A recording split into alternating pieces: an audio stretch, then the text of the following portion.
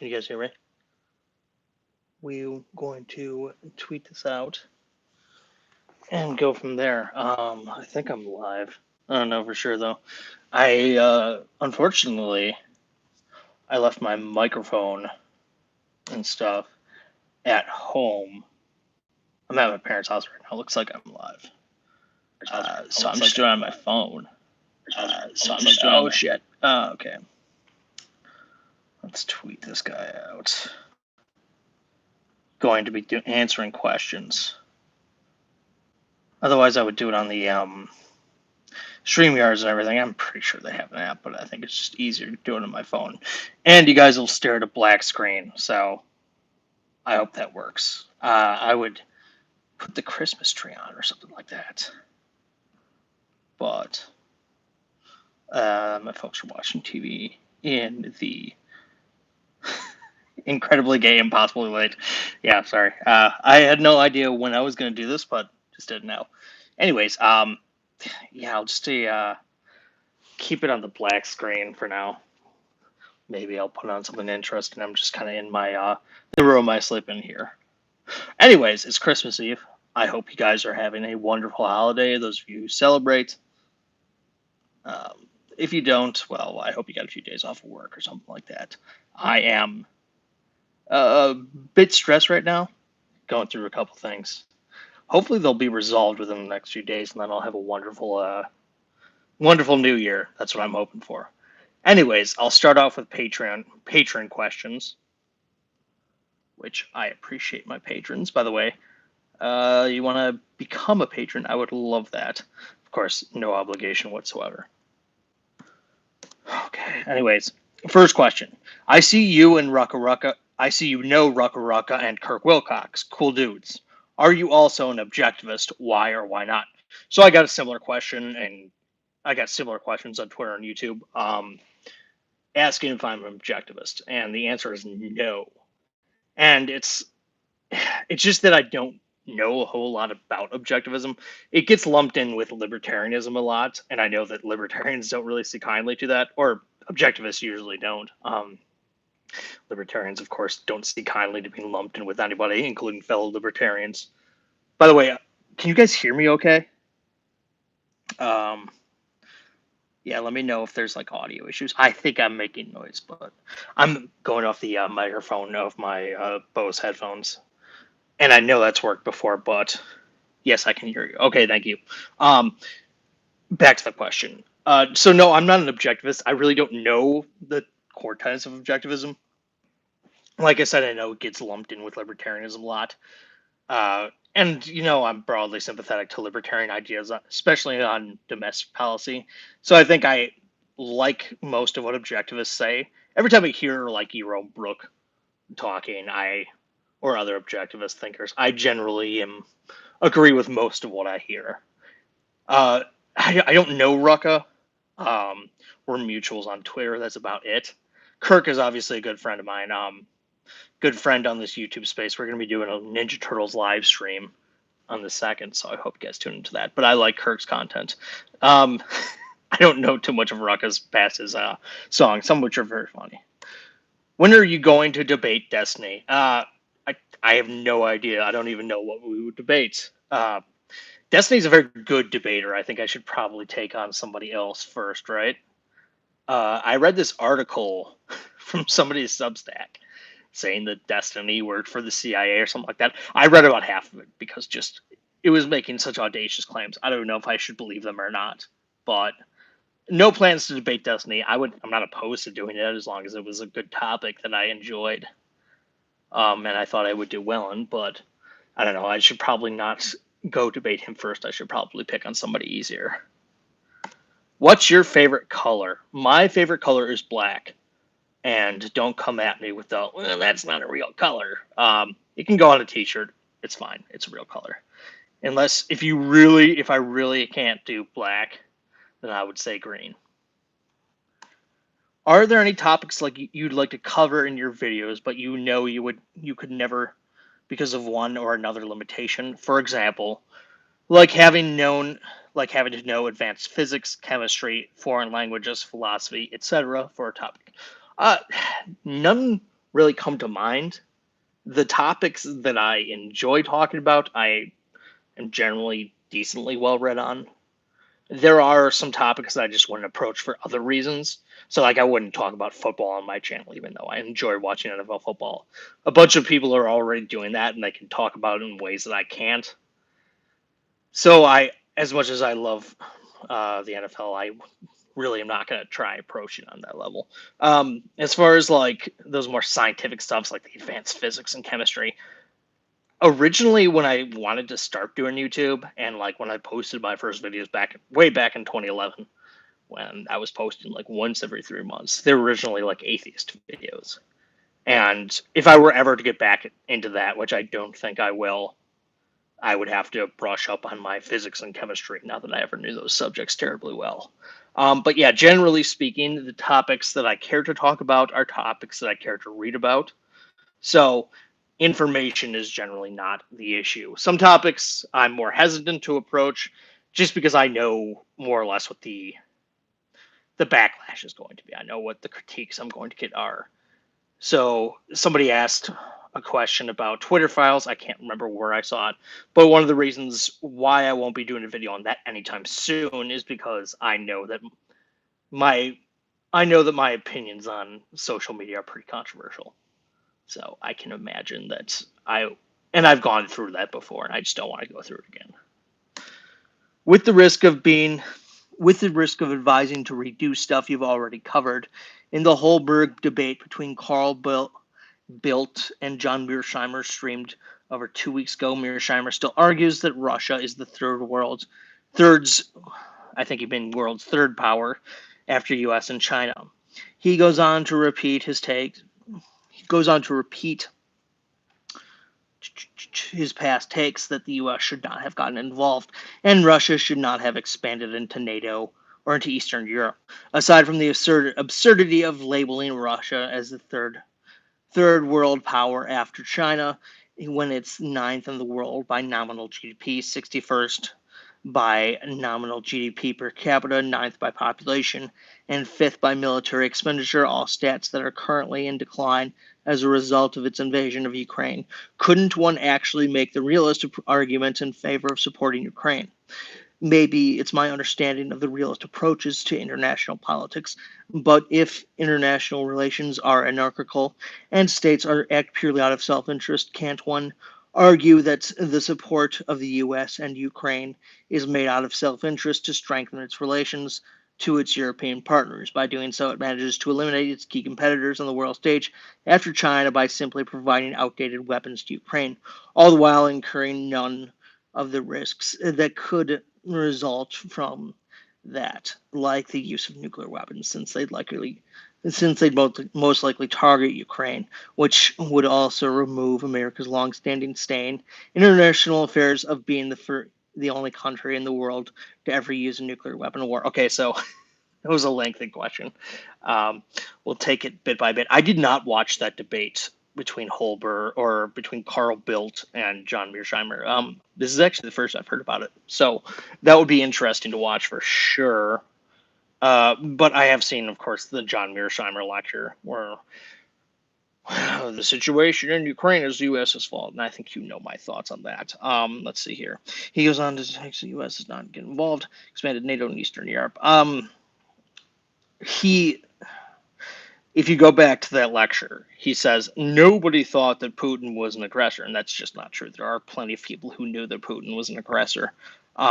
Foremost, the people who have been lobbying to get into NATO, which is exactly why they want to get into NATO.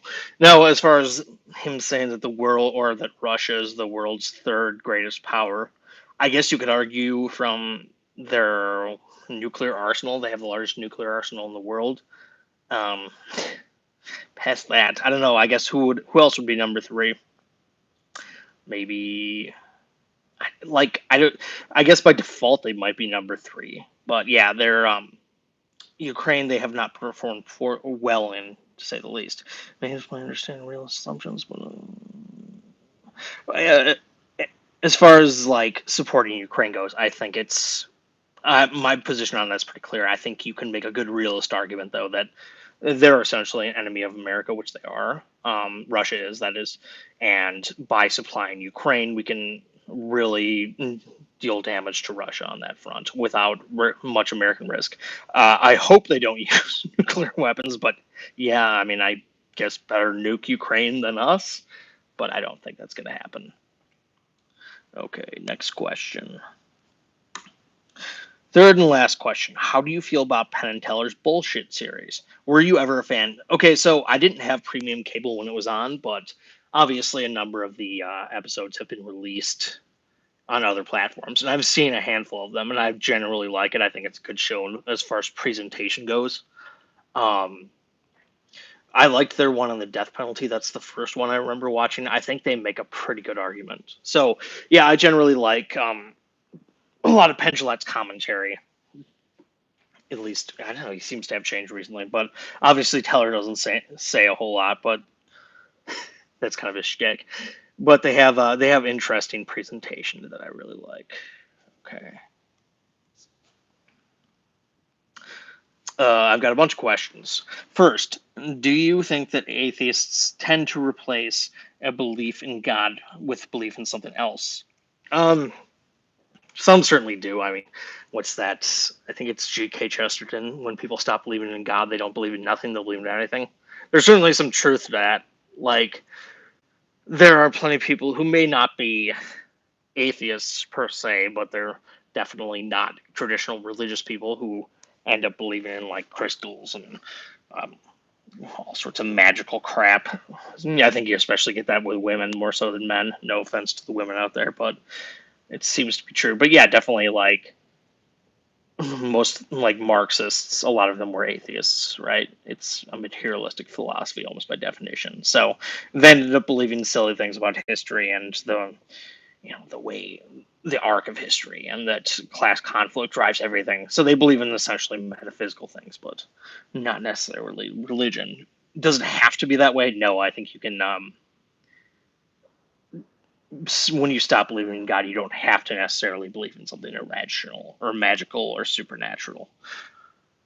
Okay, I can't help but notice that many political commentary tended to be atheist, but have almost a fervent obsession with their political beliefs, to the point where I would call it religious. I mean, I already mentioned Marxists, but yeah, I mean, some people are searching for that sense of community that formal religious institutions often provide, and they may go, which I do think people need. I think people really yearn for community. If not, that they become very lonely. And some people search for that in unhealthy places, including online politics, which is why, you know, some people really are tribal because that's more than just an idea to them, it's an identity. So, yeah, I think you're onto something. Okay. Are there political commentators you used to enjoy but don't listen to any longer? For me, it's Sargon and Kyle Kalinske. I used to be a Young Turks fan. Uh, and then I kind of realized that they were feeding their audience a bunch of bullshit. I mean, don't get me wrong, they believe most of what they say, but yeah. So I used to be a TYT fan. I A lot of the people who I critique, I enjoy watching in the sense that I think they're good at what they do. I think they're good at presenting, so I still like them on that level. As far as Kyle Kalinske goes, I think he's just been getting real lazy in his videos. I think he he's doing a lot of them from bed now. Like he's not even in a studio or anything like that. So definitely his content seems to have gone downhill, even by his standards. Okay. How come TYT seems to always be in money trouble when the Daily Wire seems to make loads of money? They're in the same line of business, yet how come TYT can't turn a profit? It's because of their billionaire donors. No, I mean, TYT has large donors too, for whatever reason. Daily Wire has more. As I understand, the Daily Wire's business model is that they're not a nonprofit because I believe they've made endorsements, but they're one of those news outlets that really doesn't expect to make money, and which is fine. I have no problem with those news outlets existing. I think there's genuine benefit in that. But as I understand the TYT model, they're just constantly trying to expand. They're constantly trying to make new shows. And Jank is always talking about expanding. And so any money that comes in, they just spend on their company more. Like he's. I remember Anna talking about how the company, the Young Turks, take a ton of money in, but that he doesn't bother, or that like nobody takes that home. They just recycle it into the company. So if anything, it's just Jank's endless need to expand that has prevented them from turning a profit. And that's my understanding. Obviously, I don't know the books of the each respective company. Hey, Stephen, happy holidays. Two questions.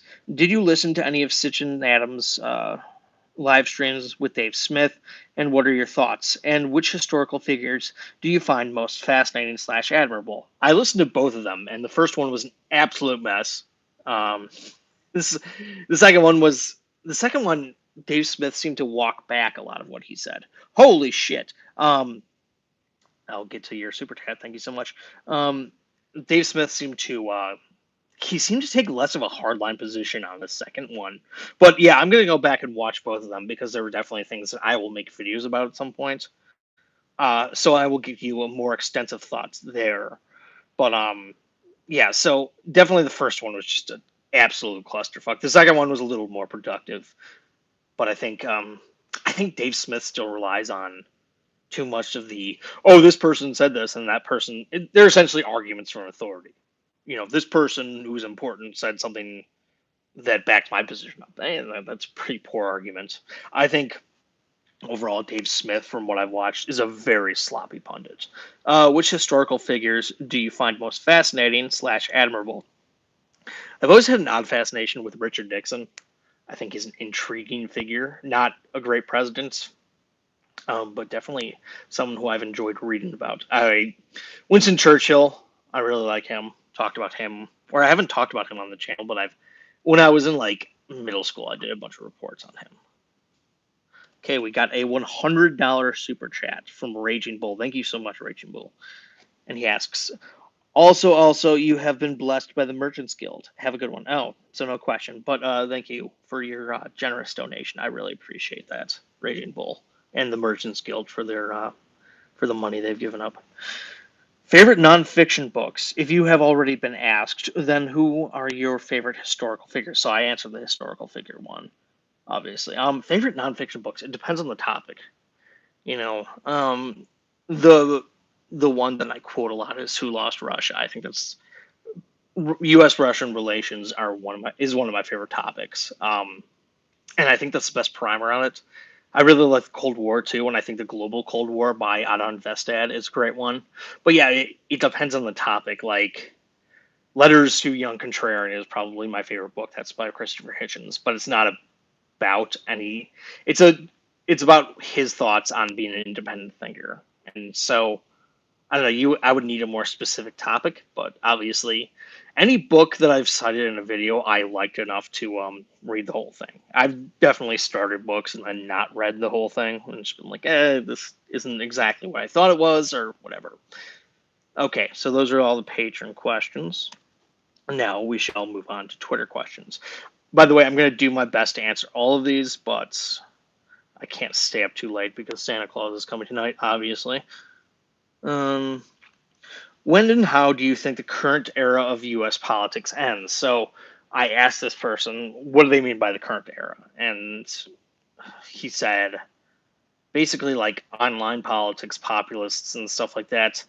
I definitely think we're in a Trump era of politics. And obviously that is mixed with being very online and sort of pseudo-populist. I think that ends with him dying, to be honest. Whenever that is, he's kind of old and he doesn't take care of himself. But I think, obviously, the cult of personality thing is, we've always had that to a certain extent in American politics. I don't see that going away. As far as online politics, that kind of depends on the extent to which being very online, as long as that remains an obscure thing, I think you guys know what I mean when I say being very online. As long as that remains obscure, it's always going to be, as long as people, what am I trying to say here? Do people realize that they can ignore the idiots on Twitter? And as long as that continues to be a niche thing, people can't ignore it. And as long as they, I don't even know what I'm trying to say here. Sorry. Bad answer. Okay. Eric with a $2 super chat. What are your thoughts on the Frank Dodd Act? I'd be lying if I told you I knew much about it. I think Eric asked a question about Glass-Steagall, and I will be getting to that.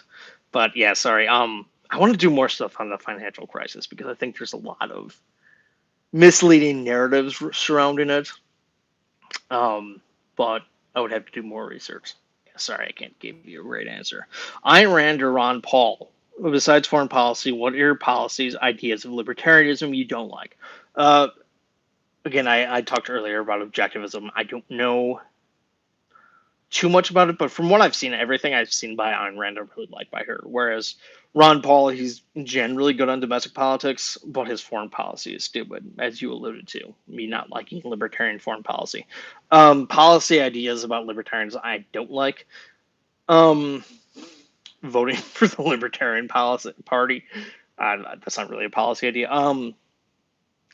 I think the libertarians tend to be too puritanical and too just taking too much of a hard line, which is why they reject the traditional party dynamic. Some certain Kevin D. Williamson has talked about this, that there's a big difference between the government trying to provide for something or paying for the provision of that. And his example is the government running schools versus providing food stamps. For all the problems with the food stamp program, there are plenty. You're basically just giving people money to buy food. That works well enough. It's got its problems, obviously. I talked about the issues with baby formula, and the more the government tries to produce outcomes rather than just providing provision, they're messing up. But yeah, that's definitely preferable to the government actually trying to, in that analogy, would be the government running farms and slaughterhouses and grocery stores. That's basically the public school model. I think that libertarians could be more tolerant of the government providing for or paying for something rather than providing for it in a holistic sense. Raging Bull, thank you again, Raging Bull, for $20. What are your thoughts on the U.S. nation building pre-Vietnam and post-Vietnam? Do you think the U.S. nation building has been an abject failure? Have we done anything successful? If so, how would you rebuke these claims? So, I have a video coming out on Tuesday where I talk about. I don't talk about it in specifics, but I reference the Marshall Plan and what the United States did pre or post World War II with Japan and Korea and all that. Generally speaking, if there is already civil society in place, rebuilding after a big war like World War II is a lot easier than, say, cultivated institutions in Afghanistan, which is a relatively new country and is kind of a combination of a few different ethnicities and has geography that is not very welcoming to the building of grand, like what we think of as civilizational institutions. In general, I think that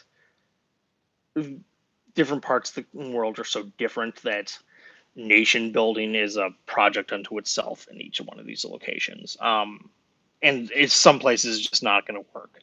I think Iraq actually is probably allows for better nation building than Afghanistan, but in general, it takes a lot of resources and a lot of time, and I don't think the American public is willing to do that. So from that end, it just doesn't work very well. Okay. I hope that answers your question. Okay, the best and worst leftist commentators, best and worst right-wing commentators, best and worst centrist commentators. So in reversed order, best and worst centrist commentators are Adam and Sitch. I say that because they're the only two really big centrist commentators I know, so they have to be best and worst by definition. Best and worst right-wing commentators. I cannot stand Tucker Carlson. Can't stand his politics, can't stand his delivery, can't stand if he's popular, so he's probably the worst. Best right wing commentators, if Jerome Brook is a right wing commentator, I like him probably best above all. But basically anybody's better than Tucker Carlson. I like a lot of people in print. I like Jonah Goldberg. I like Kevin D. Williamson. I like David French. Those types of guys. Best and worst leftist commentators. Um, I say Jimmy Dore's probably the worst. I know he gets labeled as a grifter now, and that he's really a secret right winger. I think he does pander to his right wing audience to a certain degree, but generally speaking, he's very much left of center. So like him and Jackson Hinkle and that gaggle of idiots are probably the worst. Best. I think the most reasonable is David Pakman. Yeah, I would have to go with him. Given your work in the defense industry, I believe, I would be interested in seeing your opinion on Eisenhower's warning about the military-industrial complex. Generally speaking, what Eisenhower said about that industry is correct. There's a list of that there's a bunch of incentives that produce bad outcomes that are a drain on public resources. I would say that's definitely true. I'd say that is true in a lot of other areas as well. That the left and the sort of nationalist populist right love to talk about. It's true in other areas as well, and they just don't factor for that. So there's nothing unique about the defense industry per se. What's your opinion on the Glass-Steagall Act? So Glass-Steagall, as I understand, prevented banks from, like banks from being, what do you call it, real estate banks from being financial, like investment banks. That's most of what I know about it. I know from what I've heard is its repeal had very little to do with the financial crisis. So like Andrew Ross Sorkin has said this, Barack Obama has even said this. And if you look at the real estate bank that really crashed in 2008, it was Countrywide, whereas Bear Stearns was the financial institution, or the, what do you call it, the financial investment bank that really crashed. It wasn't involved in real estate. So I don't think, if it's a wise regulation, maybe so, per se, but it had very little to do with the 2008 financial crisis, which is where it's most famous for. What is your litmus test for good, bad political pundits, online ones? I guess it's how honest they portray their detractors. So, like, one of the problems with bad political punditry that you run into online here quite a bit is that they just assume everyone who disagrees with them is bought off. And they oftentimes, of course, don't represent their detractors very well. So, like, that's something totally in the wheelhouse of the Young Turks. And, of course, they assume that everyone who disagrees with them is paid by some billionaire or some industry. And I think refusing to take your opponents at face value is a sign of bad political punditry. Whereas the opposite, steel manning your opponents, taking them on in good faith, which I certainly try to, and I know I'm not perfect at. I would say that's a litmus test for a good political pundit. Obviously, so I think you can be a good political pundit and still disagree with me. Are you taking your opponents at their word? Are you willing to represent their views accurately? That is a good a good pundit. Why are you gay? Why aren't you gay? I'm actually not gay, but I hope you wouldn't care if I was. When are you gonna do a Twitter Files breakdown? If I do, it's gonna be when everything is out that they released, and I'll go to the original threads and do some reading on that. I don't plan on doing anything right now, just because I don't think I have anything unique to say, or I don't think I have anything to say that I haven't said before. Based on what we've seen, I definitely realize now that shadow banning and the sort of content moderation they did was happening to a greater extent than I had expected. So I was wrong about that. Um, it does seem to have been targeted specifically at a lot of different conservative commentators. Now, a lot of people on the left have said, well, this is just Elon Musk's selective releases, and that's certainly possible. I don't know, maybe that's true, but I will. If I do a breakdown on it, it'll be after the dust has settled and after Elon has released everything he's going to release, and then I will give you. I might give you my thoughts on it. Definitely, from what I've seen so far, it hasn't changed any of my views in a consequential way. And, it's a shame that we got this from Twitter and not from Facebook, just because I think Twitter is irrelevant to most real life stuff. It's, Twitter's so niche, and generally speaking, so few people are actually on it. Whereas, like, Facebook is kind of the site that normally people use. So it would be more interesting to see what's going on with that company. I wouldn't be surprised if a lot of it was the same, though, just because, Silicon Valley tends to select for the same people, or, people of similar thoughts. Have you ever thought about doing a podcast series with a co-host? So I used to do a podcast, and I just wasn't very good at it. Um, There's one of the reasons I'd like to do more live streaming is to be better at speaking extemporaneously. Obviously, you guys probably know my videos are scripted, and that's where I think I think making scripted content is my strong suit. Obviously, there are some podcasts that are scripted, but generally speaking, it's a bunch of people having a conversation. I'm not opposed to doing it, but it's really hard, especially given how busy I am. If you're going to do something like that, especially with another person, you need to do it on a routine schedule. And right now, that's just not a possibility for me. But I'm not saying I would never go back into the podcasting world, but I don't see it happening anytime soon. Have you ever considered doing a response to a Hakeem or Second Thoughts video? So, unfortunately, I just found out that these guys actually have a podcast together. So, when I learned about that, I was like, oh my God, I might have to listen to that. Because that would definitely, for those of you who don't know, Hakeem is a straight up communist. Like, straight up defends centrally planned economies. Whereas Second Thoughts is a educational channel devoted to a socialist, or from a socialist perspective. So he's very much sympathetic to that, and he just had this video where he's like, why you should be a socialist in 2023.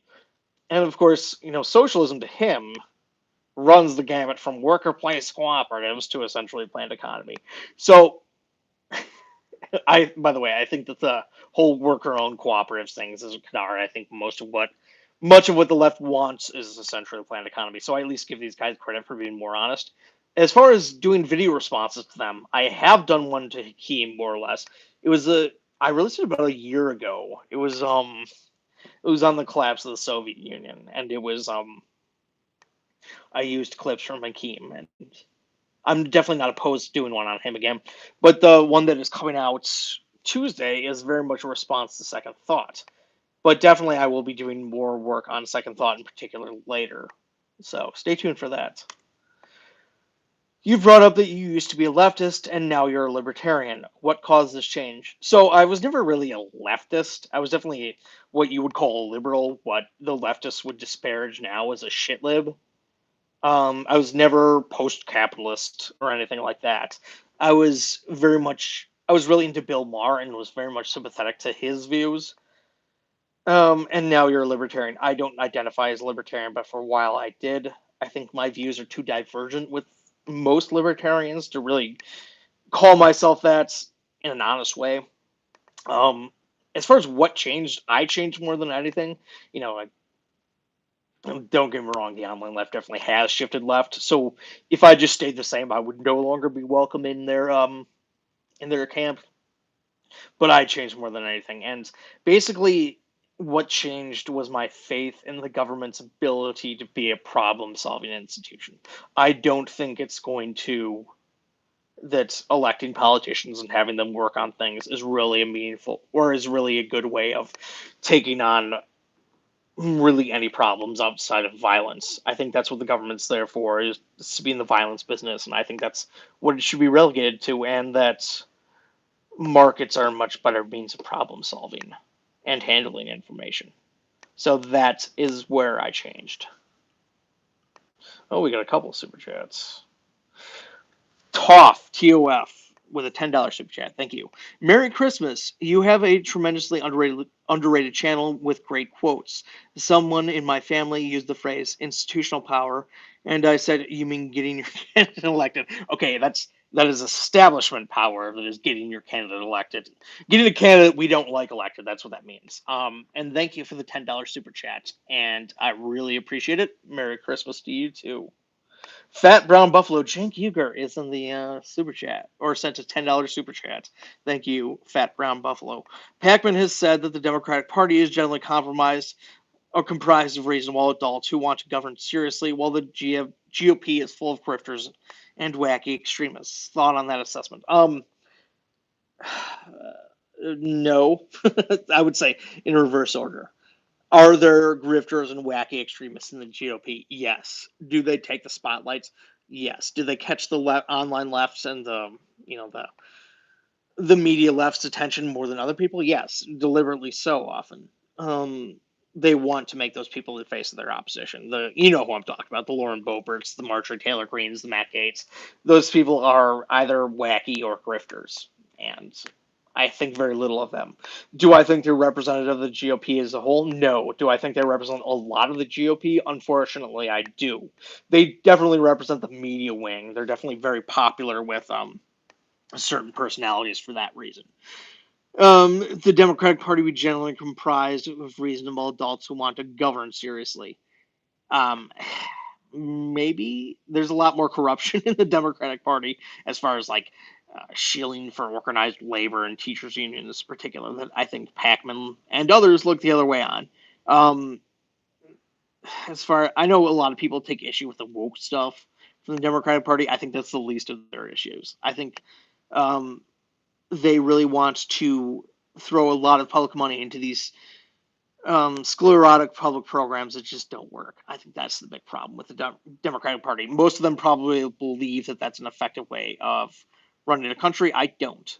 So if that's what he means, sure, I agree. But generally speaking, I think there's a lot more corruption in the Democratic Party than he gives credit for. Let's see here. Back to the questions.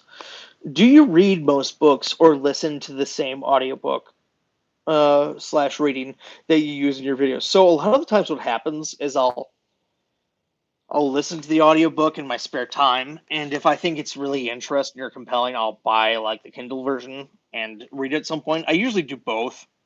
Um, I have actually bought an audiobook version specifically to use in my videos, because usually if you buy the Kindle version, they have the whisper sync thing that the audio version companion to it's like $5. So I'm just like, sure, why not? So yeah, that's sometimes I listen to it first and then read it. Sometimes I read it and then listen to it. If I read a book and I just want a refresher, a lot of times I'll just go over the audiobook again. So the answer is yes, both. Why has Moose never been in a video? Why is Nuance Bros takes so unnuanced? So I'm not opposed to putting Moose in a video if it actually served a purpose.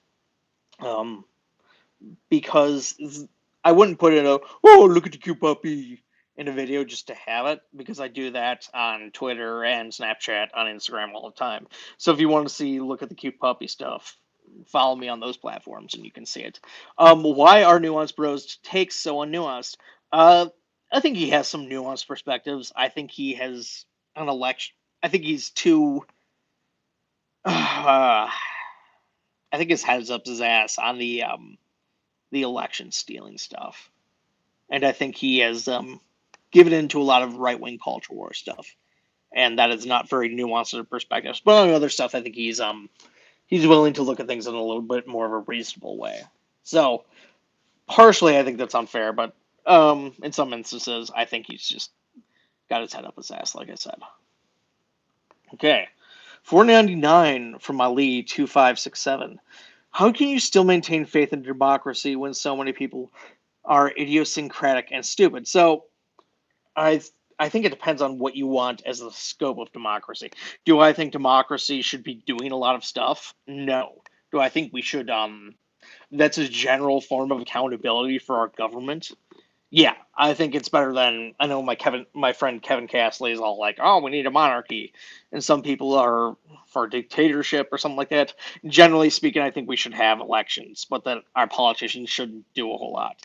I think it serves as a basic form of accountability to leaders, and as long as it's that, it's fine. But yeah, it's not just that people are I mean, there are plenty of stupid people, don't get me wrong, but it's that democracy really places incentives for people to be stupid. There's no reason for you to brush up on issues because, like, what's that going to do for you? You're going to cast a vote in an election that will almost certainly not be decided for you. So it really incentivizes ignorance. It really just incentivizes tribalism. So generally taking making democracy less important is the solution, not taking it away per se. $5 super chat from game Gar Game is Gar Game 1 Gold. Thank you, Gar Game 1 Gold. I think that's your name. When are you going to do a video response to Anubis 2814? I would love to see you debate him on capitalism, socialism someday. Unfortunately, I have no idea who that is. So if you see a good video by him, give me a direct message on Twitter or hit me up on Instagram or one of those outlets, and I will watch him. And if I think he is worth responding to, I will make a response video. Thank you. Okay. What modern conservative liberal thinkers do you look up to or think represents people in a good way? Well, somebody already kind of asked this. So, do I think they're really representing people in a good way? You know, I made fun of them earlier, but Adam and Sitch, as centrists, I think generally do a good job of representing people in a good way. So I'll give them credit for that. Liberal thinkers and conservative thinkers. And very few people in the online space are good at that. And as far as those camps, I think Sean does a good job of representing his detractors. He seems to lay out very. He seems to represent their thoughts pretty well as liberal thinkers. Who's good at representing? Most of people online just resort to the, yeah, everyone who disagrees with me is a grifter. I think that they they hit that lowest common denominator that way. If you know somebody good who's on the left who actually is good at representing people, let me know. What are the best and worst parts of Chicago? The worst part is all of it. The best part is every way out. So it doesn't matter which way you're going or where, as long as you're not going, as long as you're leaving Illinois, you're in good shape. You can go back and change the result of one post-World War II election. Which one is it? I think George H.W. Bush getting reelected over Bill Clinton would be the important one. I think he would have. I do think Bill Clinton messed up on some of the Russia relations stuff, some of the post Cold War stuff. I think George H.W. Bush would have handled it better. So that's the one I would pick. That'd be an interesting one to think about. Yeah, because some of those earlier ones, I don't really know what the consequences would be. I don't even remember who John Dewey was, who Truman ran against. I don't know what John Dewey stood for or how he would have governed differently. So, favorite song, favorite U.S. president, favorite video game. Favorite song kind of depends on my mood. I like EDM. I think my all-time favorite EDM song is "Levels" by Avicii. As far as favorite song of like, I like a lot of dad rock, classic rock. I think, oh God, it would have to be a Jimi Hendrix song. Probably All Along the Watchtower, and that obviously covered Bob Dylan there, but that's probably my favorite studio song of his. I think the entire Band of Gypsies album is just fantastic, with the exception of Machine Gun. That song goes on too long, but I can listen to that album all the time. Favorite U.S. presidents? I know I like a lot of what Calvin Coolidge did, but again, I just don't know too much about his presidency. Everything I've heard about is pretty good. I read this book called Revolution 1989, and I came away liking Reagan a lot more than I did going into that. I thought he was a very interesting president. He really wanted to end the Cold War, and I think most of what he did was very good on that end. Favorite video game console? So, really like the Super Nintendo, really like the N64. Those might just be like nostalgia, though, because I think objectively, if you look at it, the PS2 is a way better console than those. And PS2 is the last console I played a lot of. PS3, I have one. I didn't play it that much. PS4, same thing. Have one. Have played a lot of. Have never played a PS5. Haven't really played an Xbox or anything like that. I know some people are really loyal to Microsoft, but I'm just gonna have to go with PS2 because I think its game library is so great, and I think it really did well in the early 3D genre. Where the hood at? The hood is where you make it, as that one guy in Billy. Well, what's that movie? Joe Dirt. The only way you make it. And Joe Dirt goes, "Yeah, you like to see homeless dudes naked? That's cool." The hood is where you make it. That's the answer. What's one thing you'd critique about your past videos? I think technically they're not very good. I mean, technically my videos have never been, you know, anything to admire. I do like the stock footage that I've been adding. I think that adds to it. I hope you guys agree. I know on a few of them I don't take out the breaths, and I've listened to that, and that kind of annoys me. Every so often, I'm like, I listen to the arguments I'm making. I'm like, I kind of mailed this one, and I could have said that better. Specifically, though, I can't think of one that comes to mind.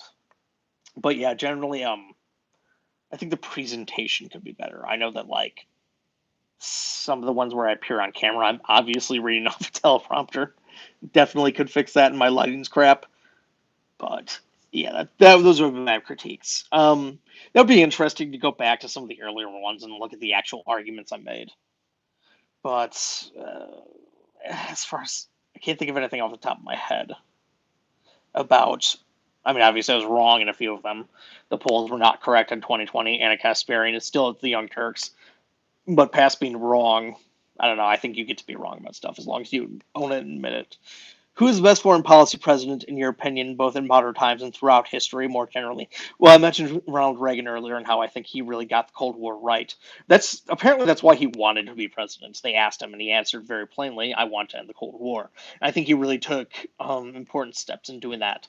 As far as throughout history more generally, I don't know. I guess you have to give the nod to Lincoln because he won he basically won the Civil War. I guess at that point that's foreign policy because technically the Confederacy was a different country. But that would be as far as like the pre World War II presidents. I really don't know much about their foreign policy, so that'd be something interesting to look into. Valdrin Dajaku asked gave a $5 super chat. Thank you, Valdrin. You'd think you'd never transit to YouTube as a career, full-time job, career.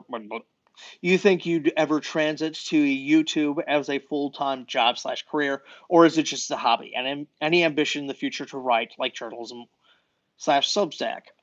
First of all, thank you again. No, I don't think I'd ever want to do YouTube as a full-time career. I just think it's too unreliable. Um, you know, people, a lot of you I know a lot of young people want to be professional YouTubers, people much younger than I am, and I get why that's like, it seems like a very ideal career choice. First of all, it's a lot more work than most people realize. Second of all, the YouTube algorithm is really capricious. Like, if you're some people are really good at cracking it. Like, say what you will about Tim Pool, dude knows the algorithm. Say what you will about the quartering, dude can master the algorithm. If you don't know the algorithm as well, and you're not willing to like put in the work, like do 5 videos a day like Tim Pool does, um, it's going to be a lot harder to be successful. I just don't think I like it enough to upload that much. I don't think I'd enjoy it, so I think it will probably always be just a hobby.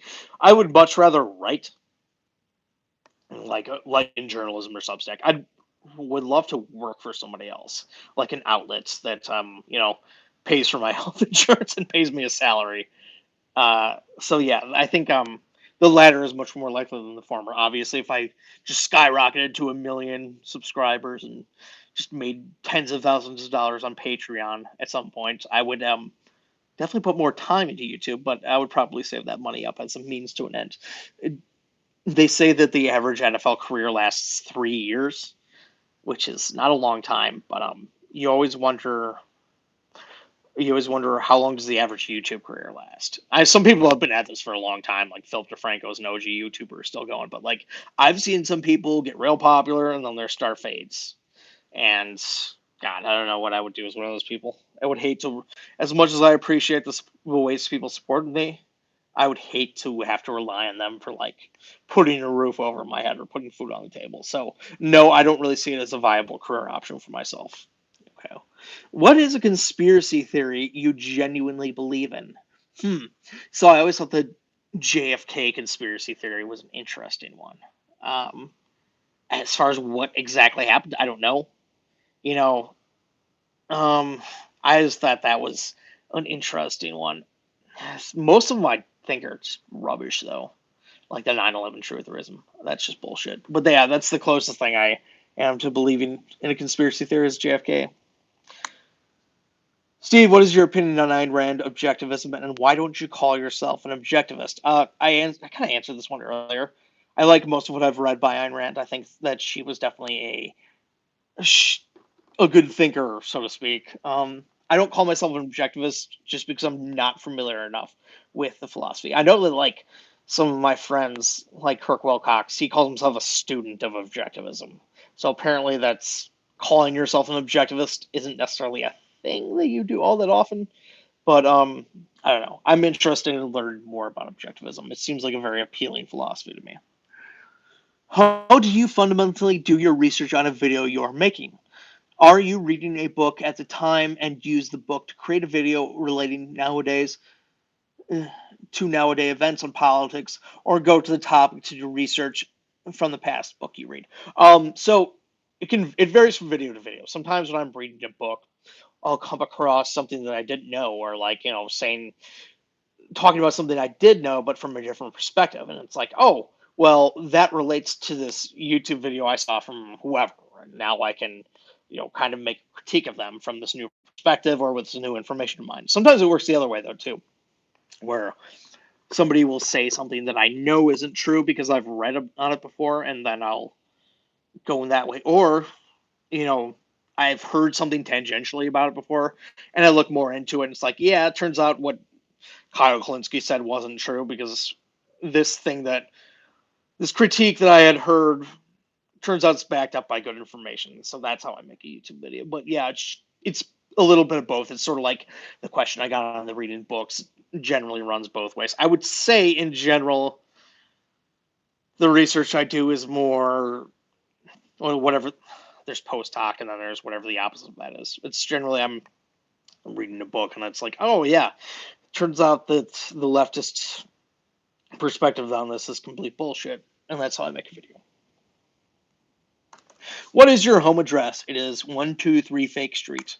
If you show up, I'll give you a big old hug. Okay. What do you do for a living? Also, why has Domino's Pizza taken over every aspect of our lives? So, I work for a multinational corporation that is in a lot of things. I say that I work for a defense contractor because it's probably more true than anything. We have contracts with other defense contractors as well as branches of the United States military and militaries of other countries. And defense contractor just sounds cooler than saying you work for like a chemicals company, which would also be true. Um, I also say that because I like creating the mythology that some idiots think I'm like important enough in my job to be dispatched to propagandas on behalf of the industry. That's the way I like to put it. But yeah, you could say I work for a chemicals company. You could say I work for an aerospace company, but I choose to say I work for a defense contractor. All of those would be true. Also, why has Domino's Pizza taken over every aspect of our lives? I dispute that. I don't think it has. Don't get me wrong. Domino's looms very large, but not every aspect of our lives. I think, and this might be an unpopular position, I think Domino's has really stepped up their pizza game. I think their pizza is a lot better than it used to be. And I do enjoy it, except as you know, they, one time they didn't deliver. They just straight up didn't deliver the pizza, and I was like, "What the fuck, man?" But anyways, that situation got resolved, and I got free pizza out of it. So I would have rather gotten a refund, but whatever. Who are three candidates you would support for 2024 president and why? How did you get the nickname Scuba Steve? So in reverse order, Scuba Steve was obviously a thing in Big Daddy. If you've seen that or if you've seen that movie, Adam Sandler movie, Scuba Steve is the little boy's like favorite doll, his action figure. His name's Scuba Steve. So that's where it comes from. But I got it in college, and there's a short version and a long version. The short version is that it was my rugby nickname. The long version is that in orientation class, the very first day, we had to alliterate our names, and I went with Scuba Steve. And somebody else who was in that class ended up being a teammate on the rugby team, and he gave it to me that way.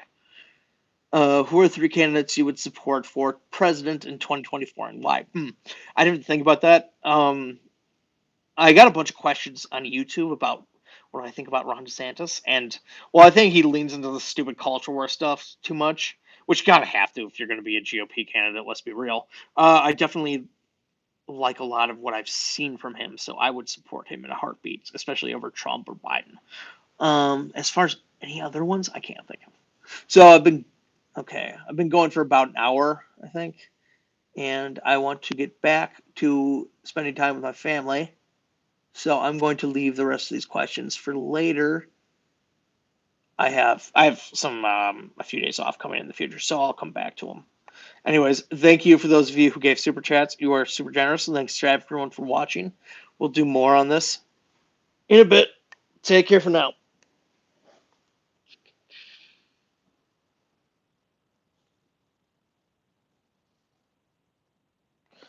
And